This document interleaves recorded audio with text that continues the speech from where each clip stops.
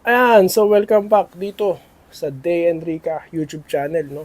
Nandito po tayo para magbigay na naman ng reaction, ano po, at komentaryo dito sa nangyayari pong political situation sa ating bansa. Well, kaya nga po nandito tayo para po i-encourage ang lahat, no? Ako po dating observer lang, no? Dati lang nakikinig.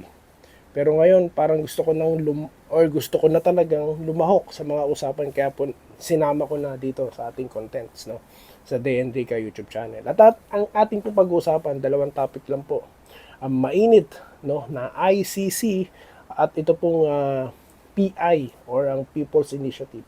Unahin na po natin ang ICC, no, dahil di umano sinasabi nila na nakapasok na raw po sa bansa ang International Criminal Court, no, upang mag-imbestiga, no, sa mga naganap na war on drugs ng ating dating Pangulong Rodrigo Duterte, no. At inuugnay po diyan, sinasama nila ito pong ating Vice Presidente na anak, no, ni Pangulong Duterte na si Inday Sara Duterte, no, Vice President Inday Sara. At yun nga, sa kanyang Facebook page, pinahayag niya, no, na sa tagal niyang mayora ng Davao, hindi siya, no, na i-link sa samahan na yan or ng DDS na sinasabi, no, dahil di naman daw niya kailangan yung mga ganyan para gumawa ng mga bagay, no, dahil nagagawa niya yung mga bagay na gusto niyang gawin, no, para makatulong sa kanyang constituent, no. Kung meron siyang initiatives and effort, nagagawa niya. So hindi niya kailangan ng mga ganyan.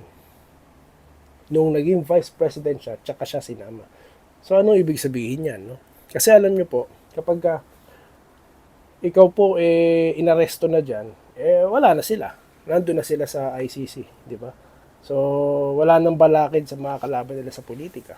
O kundi naman, ikaw ay nahatulan, ikaw po hindi na makakatakbo sa kahit na anong posisyon. So yun ba ang dahilan? Nagtatanong lang, ano po? Tanong lang naman po yun. Pero, bagamat, siya po'y willing, no, na makapag, ano, na malitis, pero dito, sa court po natin sa Pilipinas. Pilipinong husgado po dapat, no. So, yun din po stand ng kanyang ama, na si dating Pangulong Duterte, no.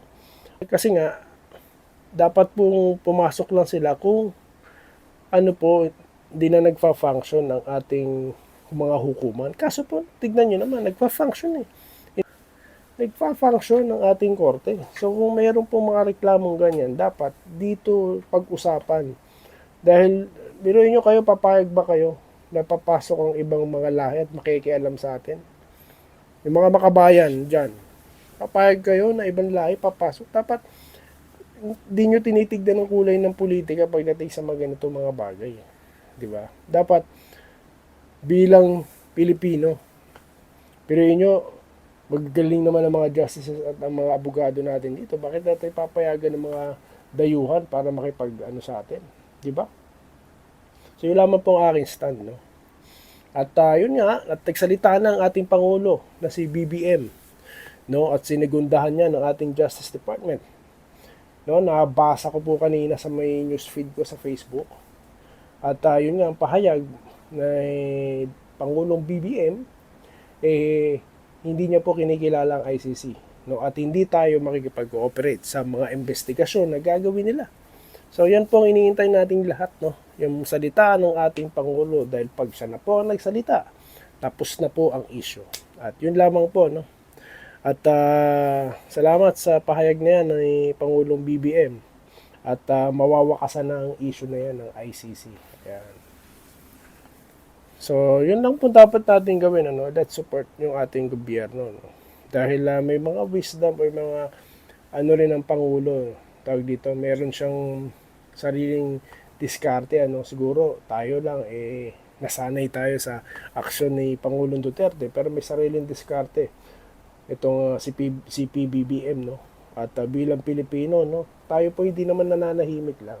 Kaya nga po tayo nagtatanong, no, para po makatulong din, no, sa kanya, no, dahil yan naman po ang ating gusto din, magtagumpay ang ating gobyerno, dahil yan po ay para sa ating lahat.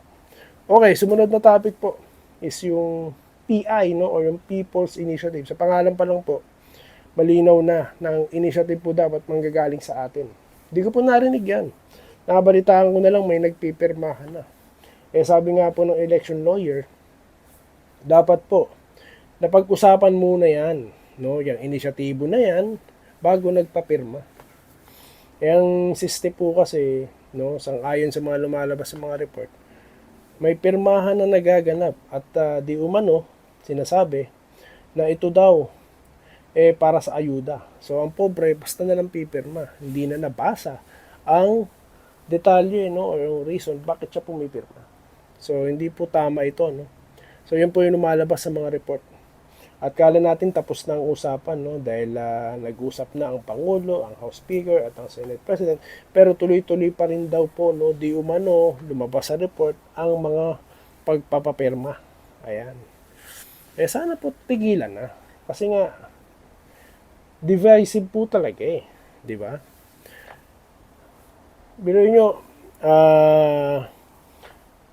yung mga kababayan na nagpipirma, hindi naman pala nila alam ang pinipirmahan nila. Hindi talaga initiative yun.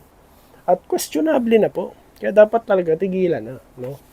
Hindi po tayo tutol sa mga pagpapalit ng ating ilang mga provision sa ating saligang batas, no? Pero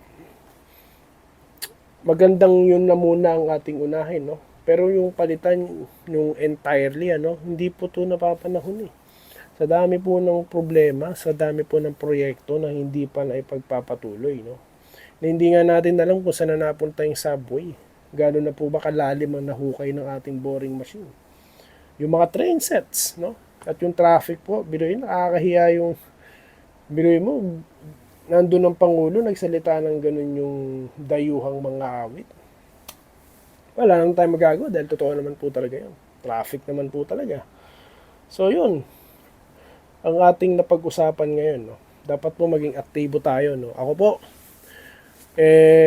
nakikilahok na sa ganitong usapin, no? Para po, yan po ang dapat gawin nating mga Pilipino, no? Maging aktibo tayo sa ganitong usapin, po. So, yun po ang ating layunin dito, no? At maraming salamat po sa inyong panonood at mag-comment lamang po kayo sa comment section kung ano po yung mga nyo po, gusto nyo sabihin, po, kung nagustuhan nyo ang ating topic na ito. At magkikita-kita po tayong muli, no? Sa mga ganitong topic. Dito lamang po, no? Sa Day Enrica YouTube channel. Magandang araw po sa inyong lahat.